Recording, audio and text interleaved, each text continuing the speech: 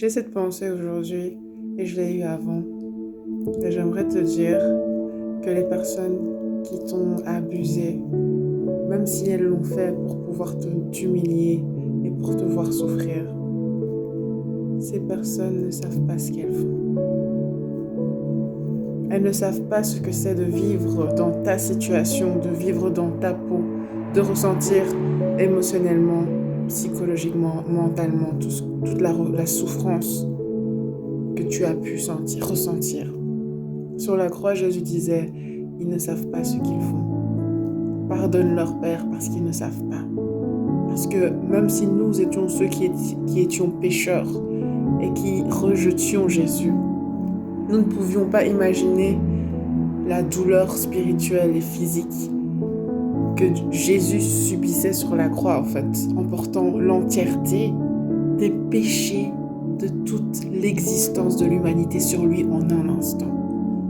En quelques heures, il a supporté l'entièreté de la laideur et le nauséabond de toute la noirceur de ce monde. Il l'a supporté sur lui pour que toute personne qui l'accepte comme Seigneur, Maître et Sauveur puisse être sauvée parce que lui a subi la punition pour toute la noirceur que nous connaissons encore et que nous avons connue dans ce monde. Et effectivement, en rejetant Jésus, on ne se rend même pas compte. En refusant en fait d'avoir le cœur de Jésus chaque jour par des tendances narcissiques, perverses, où on se prend pour une bonne personne et où on abuse les autres et où on manque d'empathie pour les autres. On ne se rend pas compte quand on fait ça et qu'on rejette Jésus, de toute la souffrance qu'il a pris pour que nous puissions être pardonnés pour nous. Donc c'est la même chose avec les personnes qui t'offensent en fait. C'est que quand ces personnes t'offensent, même si elles veulent te nuire, elles ne connaissent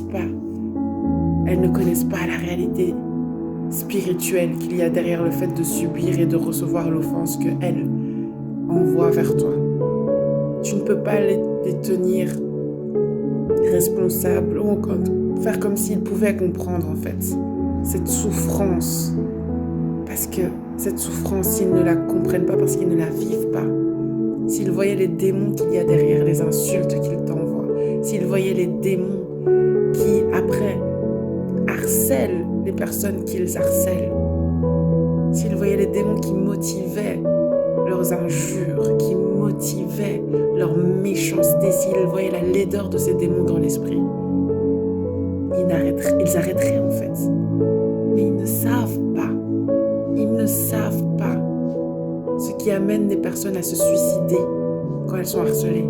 Parce qu'ils sont souvent des personnes qui sont très sensibles, qui tiennent à leur image et qui vont jusqu'à harceler justement pour garder leur image.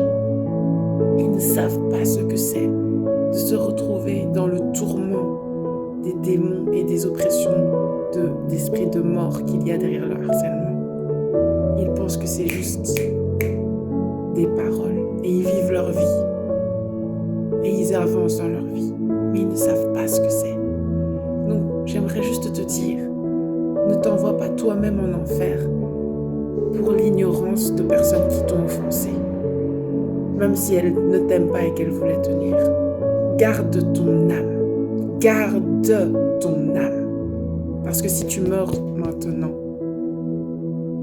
il faut que tu ailles dans le repos éternel, au lieu d'aller brûler en enfer avec les démons qui t'ont tourmenté par ces injures et ces violences morales ou même physiques que l'on t'a fait subir. Ce sont les démons qui doivent aller brûler en enfer, pas les enfants de Dieu, pas ceux qui ont de l'amour pour ce qui est bon. Pardonne, ils ne savent pas ce qu'ils